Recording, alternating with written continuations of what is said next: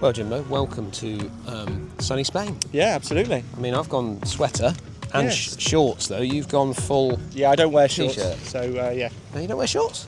Like my legs are like out of bounds post, so hole 19 behind us. Oh, is this the Irish bar? Yeah, that is the Irish bar. And you've been here before, haven't Hole you? 19 Can restaurant. Can you just tell everyone where we are and what we're doing? Val d'Este. Yeah. Doing a coaching trip. Hotel back there, beautiful place, really nice golf course, very undulating. Just a quick one. How come you're here and not Paul? Yeah, I injured my wrist. So you're not actually playing today? No, definitely not. You're resting it today. It's been really bad, but then Vaz, one of our guys on the trip, gave me some Voltarol gel, but double strength, prescription only. Feels good. Suddenly, within an hour, it feels like I could move it. Is that no more of like a bandage though? Is it actually doing it any good like that? I don't know. It's anti-inflammatory, but it seems to suddenly, 100% rest it today and probably tomorrow. But we'll see how we get on. Well, today is actually practice day, which is having a bit of fun, a bit of catch up with everybody because we've just literally flown in to this beautiful. I mean, it was absolutely tipping down when I left the UK this morning, and I think it had pretty much been raining for about 48 hours leading up to our trip away. But we're here. The sun is shining. And we're getting straight out into the golf course. But I just wanted to give you a bit of an insight this week as to what actually kind of goes on a coaching trip with the DHG Brigade. I mean, what goes on tour generally stays on tour. However, I will bring the curtain back just a couple of times this week. So I'll show you exactly what we're up to. Got a few golf courses that we're going to be playing. However, today, first round, bit of fun. Let's get out there.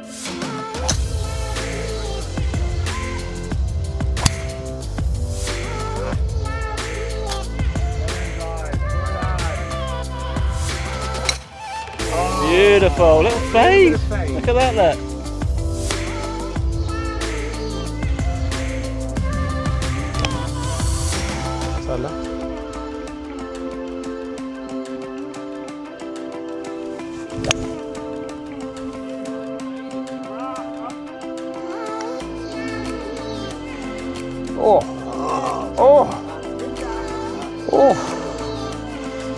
There we go. Thank you.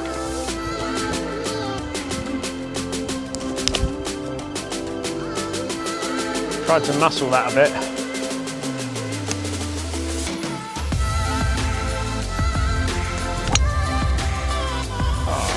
Oh, keep cutting. So this is coaching trip number 3. This is your third trip. You were one of the originals. I was, and I've got to say that it's a wonderful way to start the season because it gives you golf in the sun after the east wind of Cornwall and Devon, and a chance to perhaps get back to some sort of swinging the club after all the cold weather and miserable winter we've had. What do you want to try and get from this week? What's your objectives? I've just really got a couple of tweaks. I want to be more consistent and hold my balance through the ball. Okay. So if I can do that, I think we're back on track. Oh, magnificent! Yeah. So just getting a bit of an idea this week of what everybody's looking for, trying to achieve from their week. Playing today with Mark, who we're talking about playing in the wind. I mean, you play a little bit in the winter down on a links course, Trevose, and Tavistock's quite windy. And Tavi can be quite windy. Is there anything you try and do, let's say at home, to try and control your ball flight when you're playing into wind? You're talking about trying to keep it a little bit lower? Yeah, just keep it more control. Not the wind, not the wind take control. I want control it, and I struggle doing that. Okay. Where I'll get quick on everything. I don't finish a backswing. Yeah.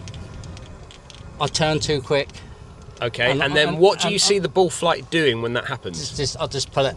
Pull it left. Yeah. Okay, great. Okay, so we got a couple of ideas here that we can have a little chat about, which is how to manage ball flight. We're going to try that today in the wind. All right. This would be a good one. Yeah, this would be perfect. Yeah. So Mark's sort of saying that he gets a little bit confused as to how to hit that low ball flight. Is that what you're kind of saying?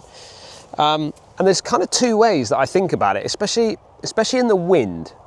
So I always think about spin on the golf ball. You want to try and take the spin off the ball as much as you possibly can. That will stop the ball from rising on you. And also if you try and hit it, let's say you get a bit flicky on it, then possibly you can get quite handsy, the body kind of slows down. Yeah, so there's two kind of ways that you can try and hit the ball flight a little bit lower. That's obviously back foot, taking loft off the club, keep the handle forward and then turn through the shot from that position. Or there's simply just slowing the swing down by taking more club. I always say take like a couple of extra clubs and then slow the swing down, and that will take the spin off the shot at the same time. So there's a couple of different ways that we can do it. So in this shot, we'll try and just take a couple of extra clubs, slow the swing down, but I've got a little tip for you on it. Okay. This is normally a 52-degree shot, yeah, but I'm going to hit a 9. Okay, that's how I. I'm going to go with 9. Yeah. Okay, so what we're going to try and do, if you just grip the club for me, because I want to try and grip down a bit. Yeah, going to grip down on it. So he's going to shorten the club fractionally, which again is going to slow this club down. But what I want you to think about doing, just to manage the club face, to stop it flipping over at this stage, I just want you to feel. Take that hand off. Just stretch that thumb down the grip. There you go. So what you're going to do is you can feel this tension in your arm here a little bit, and that's going to hopefully just stop that face from wanting to kind of flip over or top the hand rotating. So you're going to feel like it's a little bit of a stretch there. Almost weaken that a little bit more. So bring that this way around. There you go. And then stretch that down.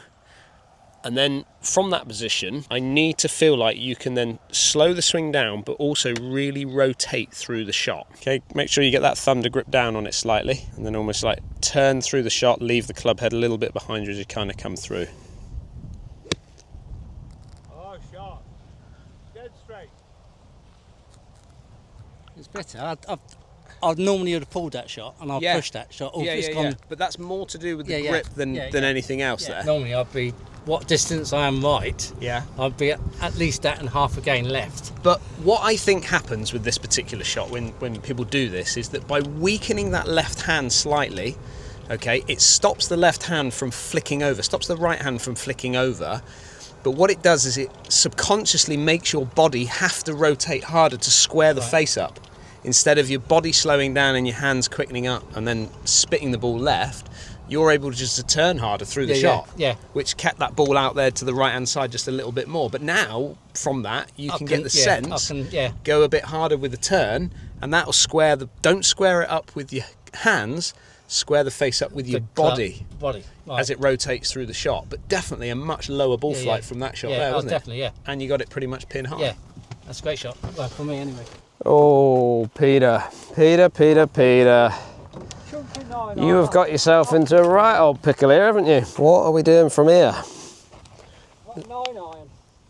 Yeah? Just chunk it down there.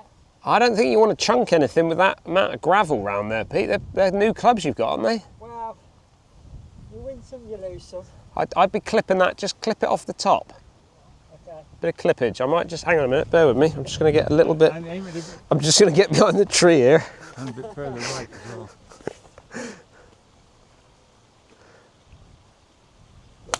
Yeah, Oh, yes. Oh, Come steady, left. steady. Come left. Oh, I know, it's hanging on. that was well hit. Wow. How's the club? Is the club all right? Man. Oh, it's all right, isn't it? That's absolutely fine, that.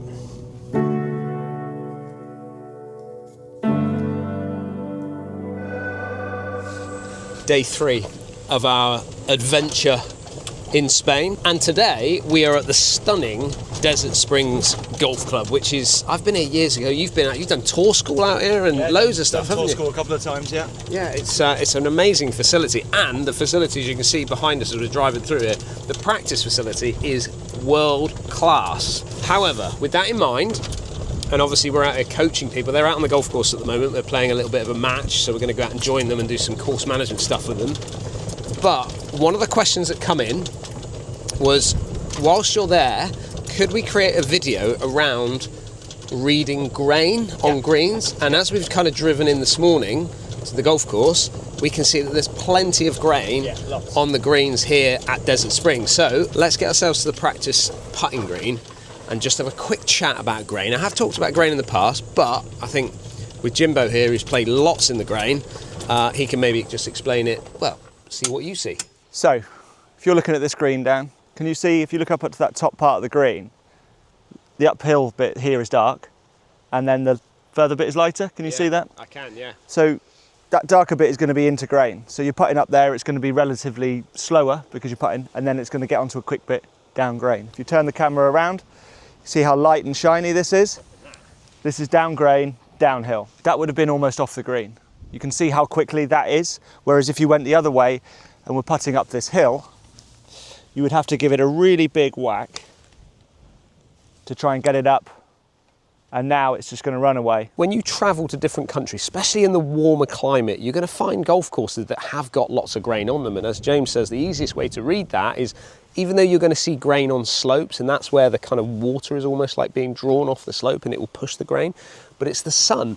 The sun is what is kind of drawing the grass to it, especially when you get out into Florida and the Bermuda grass.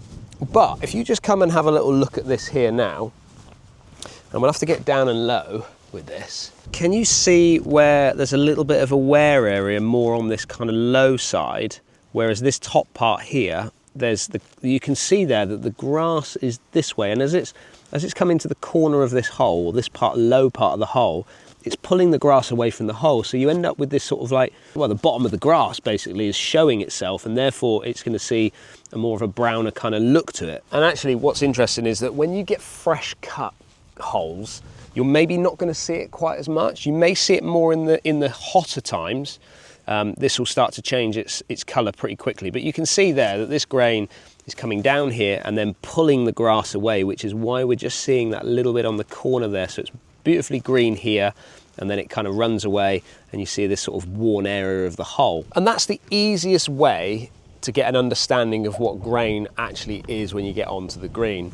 However, back to James, because I want him to just talk a little bit about how to putt when the grain is kind of more across you rather than into or down. And I've put James up on this top section because the grain on here is going to be across this way.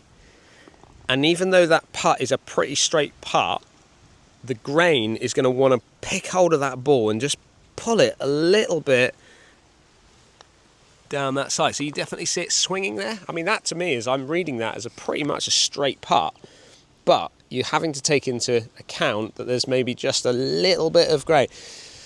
I'm not feeling hardly anything at all. No, so he's just done a little bit of aim point, kind of feeling the slope with his feet, and he's not getting a sense of that at all. But if we get down with it, yeah, it just wants to kind of just drift, and the slower you hit it, there you go, see it move? There you go. And that is where the grain is really going to start to take effect. But it depends more so as well, James, on the speed of the greens, because obviously the more speed you have on the green, maybe you're going to get a little bit less movement because of the grain. However, the longer the greens, the more movement you're going to get through the grain, just because it's the more there to push the ball, basically. The thinner the greens are cut, the less you're going to see. what you doing, Tone? Fishing. Giving my ham sandwich up. I don't know if that's. Look at the size of them. I don't know if that's kosher or not. Giving my ham sandwich up to a fish. He seems quite happy with it though. Yeah. Look at that. They are big fish. What are they, do you think? Like carp or something, don't they? Like carp, yeah. There we go. They are big boys.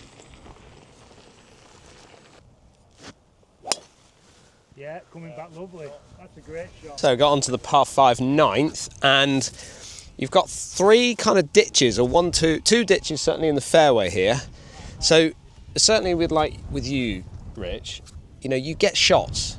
Handicap, what are you off? 20. So 20. So you're going to get a shot or two on some holes.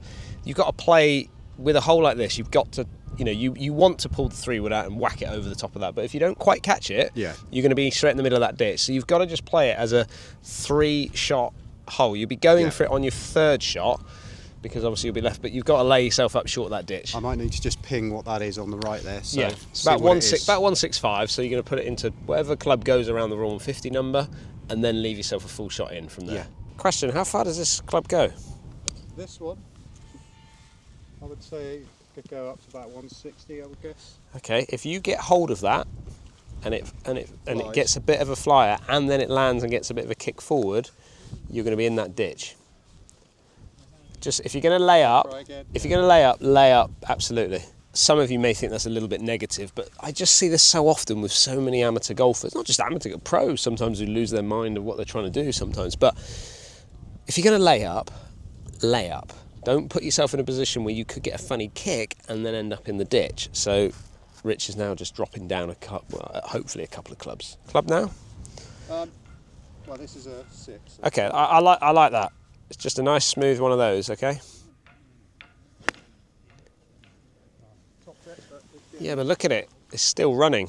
That's going to run just short of the end of the fairway, and now leave yourself a full shot in, which, as you can see, is just a fraction short of that ditch. And to get over that ditch, you needed 2 extra clubs, maybe 3 extra clubs, to make sure you got the carry with the wind. So I would say good layup, Rich.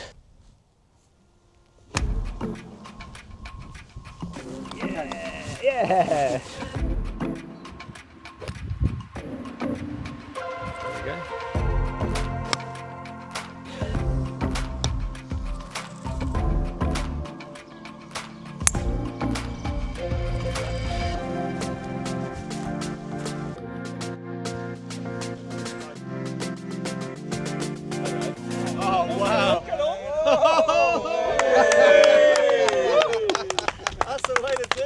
Cheers, Jimbo.